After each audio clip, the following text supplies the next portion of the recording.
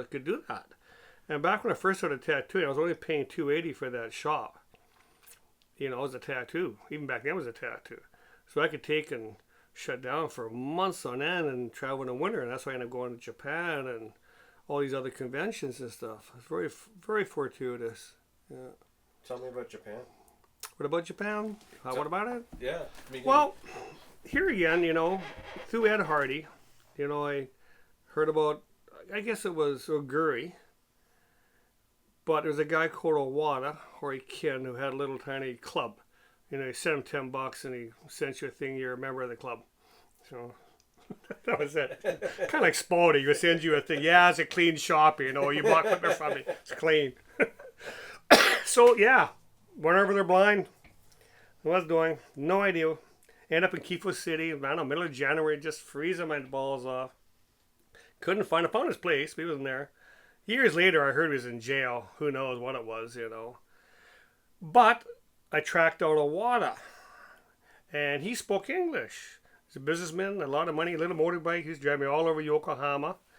Very decent guy. Took me to sushi bars and stuff.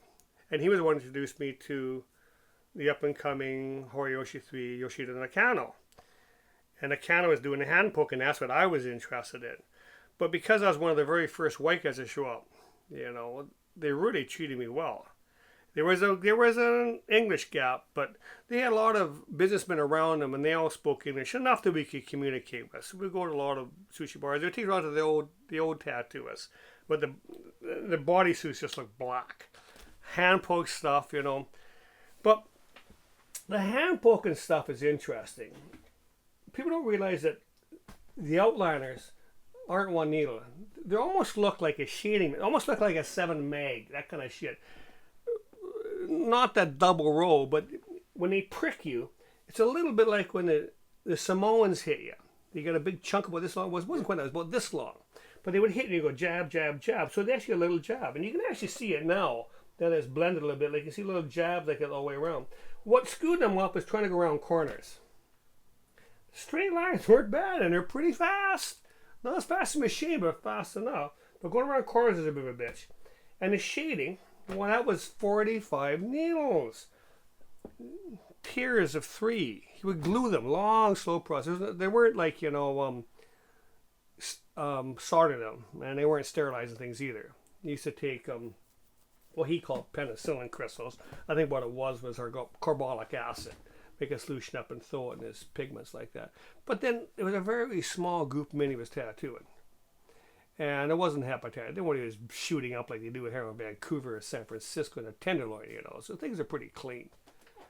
But he would take and glue them. He would lay down like, 10 needles, glue them with rice paper. And then lay the rice paper over a day later, glue another row in between them. And then lay it over like that. So it was like pound up, but a long process, Yeah. Yeah, but he would have one, mostly gray and black, and he would get in the morning. That was the apprentice's job, like, moi. And he would give you a little block, and he'd pour a little hot tea on it. He'd just sit there and he'd grind against a piece of slate.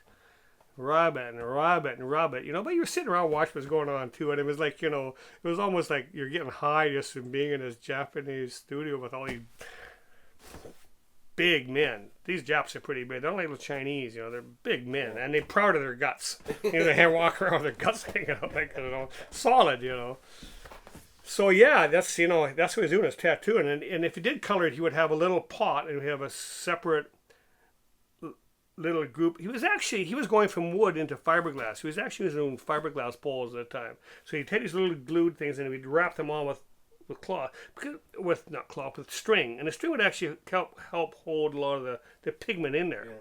He was dipping it each time like that, I didn't want the color. He wanted to put color on me, but I just wanted that traditional blacks and grays.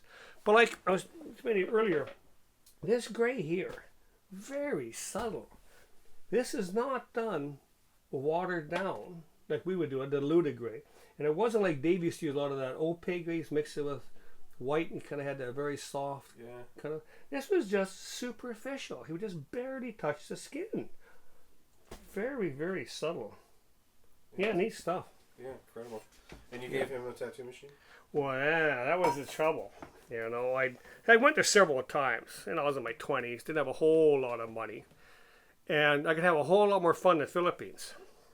You know, it wasn't that's where I would go. I'd stop there and then go to the Philippines and, you know, hang out on the beach, you know, surf, you know, water ski, scuba dive. I was big in scuba diving back then.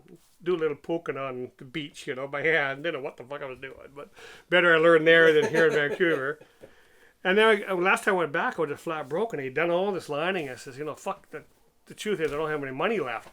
I blew it all down in the Philippines, you know. But could I give you this tattoo machine? So he took that in exchange. He finished off all the shading. And it was a fair swap, I guess, you know. But Davie didn't start using that machine. Just farting around with it. And then next thing I know, a few years later, that's what I think he was doing all his outlining by hand, but he was doing all the shading. Because, I mean, that shading is massive, you know. Machine, you can pound that crap in pretty fast. And to this day, I'm still feeling kind of guilty. Oh, yeah. Some stupid little fart slides through Japan, you know, and gives a tattoo master a tattoo machine, and you know, I indirectly affected a whole culture. Not thinking, I just thought, here's a cute little gift. Here, take that. Give that a try. What the hey? Yeah, well, I guess Kaz was using machine as well, though, right? Yeah. Well, you know, Iwata, when he tattooed me, I had to get tattooed by Iwata to meet the Cano. Oh, and he butchered me. He had Cindy Ray machines. Now what the Aussies do is they use AC. You know, it just pounds it out. You know, it's a lot of strength. Because what happens is our current here works at about 60 hertz. The big dynamos that spin around about 60 times, you know, second.